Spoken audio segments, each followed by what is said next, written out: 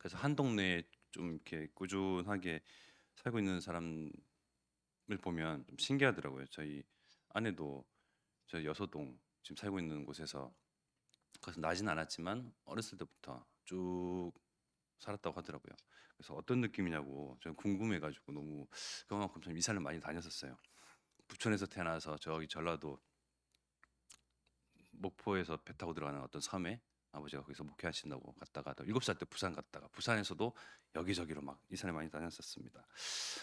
그래서 지금도 저희 어머니는 새벽 시장에서 일을 하시는데 새벽 시장 그 일하는 시간이 뭐 자정부터 해서 정오 좀 지나서 이게 집에 들어오시는데 그러면 이제 낮에는 자야 되잖아요. 그런데 집주인이 집을 내놨나 봐요. 그래서 집을 보러 오겠다고 하는 사람들이 많았었어요. 그래서 막 너무 이렇게 막 피곤해 쩔어서 자고 있는데 자야 하는데 그 사람들이 또 집을 보러 오니까 어쩔 수 없이 막 문을 열어줘야 되고 이렇게 막 너무 힘들었다고 하시더라고요. 그래서 너무 한동안 그게 스트레스가 돼가지고 그 집을 사버렸어요. 예전에 일인데 그만큼 사람에 있어서는 집, 거처 중요합니다. 또 결혼을 앞둔 결혼을 하고자 하는 우리 젊은 친구들도 집 문제 가장 크잖아요. 우리나라의 가장 참 대두되어지는 그 화두가 되어지는 그 문제가 뭐 부동산 문제 아닙니까? 그래서 사람이 한 군데 정착하면서 이렇게 안전한 그 울타리 안에서 살 수 있다는 게 참 마음에 쉼도 없고 편안함도 없고 그래서 참 중요해요. 우리도 교육자, 부교육자 씨를 참 이렇게 교회에서 배려해 주시고 참 이렇게 응원해 주시사 교육자실이 바뀌었잖아요. 좀 더 넓어졌어요. 새가족실보다 너무 우리가 좋아하고 흡족하면서 야 이제는 우리가 정말 전도와 묵상, 기도에 전념하면 되겠다 하면서 하여튼 참 감사하는 마음을 두고 있는데요. 중요합니다. 거처, 또 장소, 공간. 어, 일평생 거의 반평생이죠. 광야에서 떠돌았던 모세에게 있어서 거처는 어떤 것이었을까요? 자기가 하나님께 언약을 받아서 그 하나님의 언약을 받은 이후에 자기를 뒤따르는 많은 수많은 장로들과 사람들과 그 모든 사람들 책임을 져야 되는 그 광야 길이잖아요. 하나님이 약속하신 땅으로 이끌어 가야 하는데 계속 빙글빙글 돌고 있거든요. 좀 한 군데 정착해서 좀 바람도 피하고 좀 안전하게 적들로부터 좀 기지도 쌓아가지고 적들로부터 좀 방어도 좀 하고 우리가 좀 안전하게 살 수 있는 주거지가 필요했는데 40년 동안 광야를 돌면서 참 이들에게 있어서는 거처라는 거는 일평생의 꿈이요 정말 바라는 소망이며 야 좀 꿈 같은 이야기 같았을 것 같아요. 근데 그 모세가 고백하기를 여호와의 품이 하나님이 우리의 영원한 대대의 거처가 되신다. 어떤 주거지 형태가 아니라 하나님 자체가 거처가 된다. 참 쉬운 고백은 아니죠. 우리가 참 집 때문에 지금 세대가 젊은 세대들이 그렇게 막 영끌이라 하잖아요. 투자를 막 대출을 받고 여기저기서 끌어당겨 가지고 집 하나 살기 위해서 그 평생을 그렇게 몸부림치는데 그 반평생을 광야에서 모든 시간을 허비했던 게 아니죠. 하나님께서 그렇게 인도하셨는데 그랬던 모세를 따르는 그 민족들에게 있어서는 거처란 것은 우리와는 다른 의미였을 것입니다. 민수기 24장 2절에 보면요. 모압 왕 발락 이 발락이 어, 자기들 땅 근처에 이스라엘 민족이 광야를 걷다가 자기 땅 근처에 이르러요. 이르는 그들에게 저주를 좀 퍼부어달라고 무속인 발람에게 이렇게 지시합니다. 저들을 향해서 저주를 퍼부어라. 근데 이 발람이 무속인이잖아요. 근데 이 발람이 가만히 들여다보니 저기 우리 땅 맞은편에 있는 저 이스라엘 민족 진친 그 자리를 보니까요. 하나님의 영이 그 위에 임하였더라. 불신자가 보고 무속인이 보고 점술인이 보고 이스라엘 민족 위에 하나님의 영이 임했음을 고백하는 대목입니다. 민수기 24장 2절 말씀에 보면 눈을 들어 이스라엘이 그 지파대로 천막 친 것을 보는데 그때에 하나님의 영이 그 위에 임하신지라. 광야가 아니죠. 우리가 광야 같은 인생을 하는데 하나님의 영이 그 위에 임하는 이스라엘 민족의 광야의 그런 여정이었어요. 즉 언약의 여정이에요. 언약의 여정 속에 그 과정 속에 있는 광야 그 가운데서도 하나님은 그 위에 그 민족 위에 임하신지라. 하나님의 영이 임하시는데 이만큼 더 필요한 것이 무엇이 있겠습니까? 그런데 이스라엘 민족을 그것을 모르고 믿는 자들은 언약 가진 자들은 언약의 여정을 걷는다고 하는 사람들은 불신자가 봐도 아는데 나는 몰라요. 그러니 늘 먹는 것 때문에 사는 것 때문에 불평과 불만과 또 언약을 놓치니 자꾸 눈에 보이는 것으로 자꾸 속는데 그 대목이 또 민수기 20장 5절에 보면 나옵니다. 너희가 어찌하여 우리를 애굽에서 나오게 하여 그러니까 이스라엘 민족이 모세와 아론에게 이야기를 하죠. 불평을 합니다. 애굽에서 나오게 하여 이 나쁜 곳으로 인도하였느냐. 이곳에는 파종할 곳이 없고 무화과도 없고 포도도 없고 석류도 없고 마실 물도 없도다. 어떻게 보면 성경에 이렇게 기록될 만큼 이들의 불평이 참 수준 낮은 불평인데 성경에 기록될 만큼 그러한가 가치가 있는가 할 정도로 너무 참 거시기 하죠. 무화과도 없고 포도도 없고 석류도 없고 물도 없다. 어찌하여 우리를 애굽에서 건져 이끌어내서 이 나쁜 곳으로 인도했느냐? 나쁜 곳이 아니죠. 하나님께서 가나안 땅을 약속하셨거든요.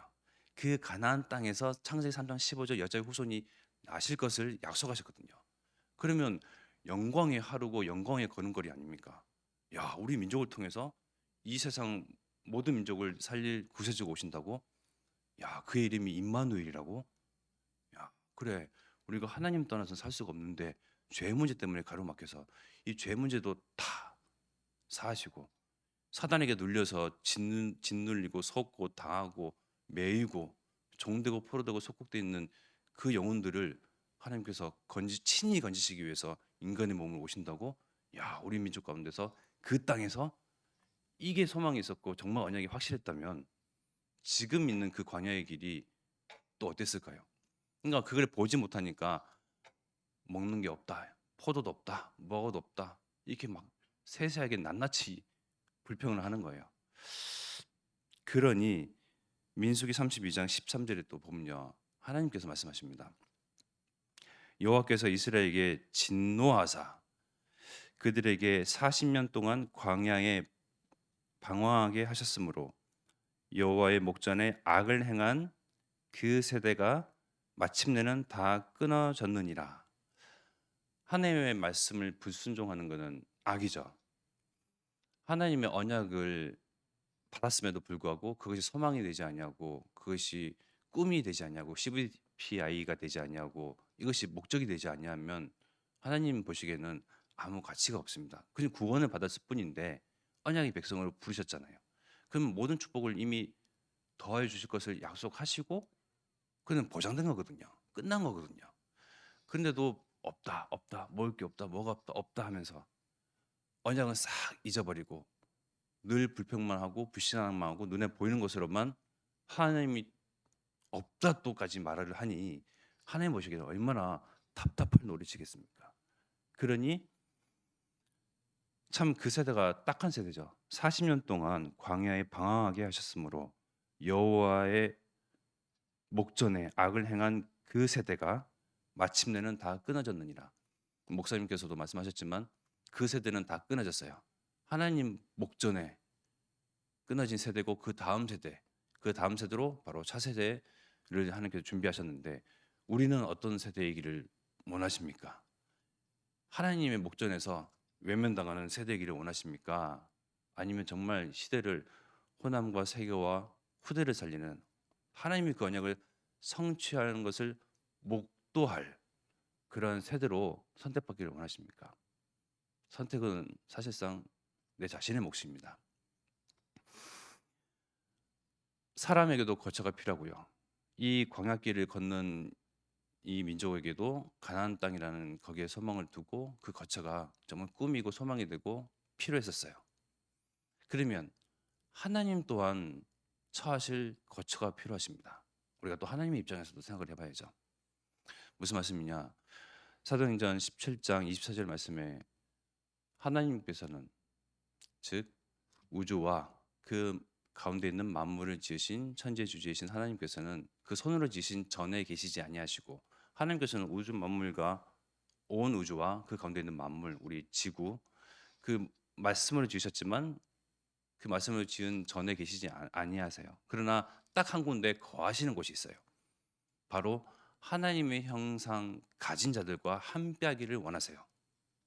어떤 장소에 구애받지 않냐고 하나님의 형상 가진 자들과 하나님의 자녀들과 함께하시기를 원하세요. 근데 사람은 불신앙하여서 하나님을 떠나서 죄를 범하였기 때문에 죄인이기 때문에 죄인과 하나님께서는 함께하실 수 없거든요. 그러나 그것을 통하여서 우리를 의인으로 삼으시고 의롭다 하시고 칭하시고 비로소 하나님이 우리와 함께할 수 있는 조건을 우리는 그것을 통해서 갖추게 됐습니다. 즉 새로운 피조물이 된 거죠. 고린도후서 5장 17절의 말씀처럼 그런즉 누구든지 그리스도 안에 있으면 새로운 피조물이라 이전 것은 지나갔으니 보라 새 것이 되었도다. 이제는 하나님께서 함께할 수 있는 그런 의로운 자로 새로운 피조물로 되었는데 고린도전서 3장 16절에 너희는 너희가 하나님의 성전인 것과 하나님의 성령이 너희 안에 계시는 것을 알지 못하느냐. 바로 저와 여러분들 이 하나님이 함께 거할 수 있는 하나님이 거하시는 전 성전입니다. 마지막으로 에베소서 2장 22절에 보면요. 너희도 성령 안에서 하나님이 거하실 처소가 되기 위하여 그리스도 예수 안에서 함께 지어져 가느니라. 우리가 지어져 간대요. 하나님께서 우리와 함께 거하실 그 전으로 그리스도 예수 안에서 얼마나 나도 처소가 필요한데 하나님도 처소가 필요해요. 바로 의인 삼으시고 의롭다 하신 나 하나님이 거하시기에 충분한 그러한 전으로 성전으로 하나님께서 친히 지어 가신대요. 이만큼 우리는 모든 것을 가진 사람들입니다. 언약 때문에 불려졌고요. 언약 때문에 숨쉬고요. 언약 안에서 모든 것을 발판 삼고 모든 것을 끝내고 이미 성취될 그 언약을 미리 땡겨서 감사하며 소망하며 의미를 가지며 찾으며 모든 선택하고 결정하는 모든 판단과 기준이 오직 전도와 복음, 선교. 그러니 우리가 다음 세대에게 남길 것은 이 언약에 내가 걸어왔던 여정을 똑같이 걸어오도록 하나님을 섬기고 영광을 돌리며 내가 하나님의 성전인 것 이것을 전달하고 하나님이 우리 위에 임하시고 또 성전인 나와 함께 하신다는 것. 그래서 다른 것으로 불평하고 다른 것으로 눈에 보이는 것으로 실망할 것이 아니고 하나님이 모든 것 다 끝내시고 부르셨다. 십자가에서 모든 것 다 이루시고 그리고 정말 오직 하나님의 의와 그의 나라를 구한다면 이 모든 것을 더하여 주신다는 것을 확실하게 믿고요. 우리는 그 언약의 여정을 말씀 따라서 나아가야 되겠습니다. 이 시간 합심해 기도드리겠습니다. 정말 세 가지 운동, 보수의 운동, 일일의 운동, 차세대 운동 이 운동 때문에 우리는 부르졌고 또한 오늘을 숨쉬고 있습니다. 이때 하나님께서 함께 하시는데 우리의 업과 만남과 또 홀로 있을지라도 정말 세우는 그 기도의 망대를 통해서 내가 가지고 있는 참 생명, 진리, 영원한 답, 예수 그리스도의 이 은혜가 다른 이들에게도 번져나가고 뻗어나가도록 정말 전도운동이 일어나도록 그리고 이를 위해서 정말 달려가시는 목사님에게 가는 곳마다 우리와 같은 정말 전도 제자들의 만남들을 허락하여 달라고 이 시간 합심하여 기도드리겠습니다.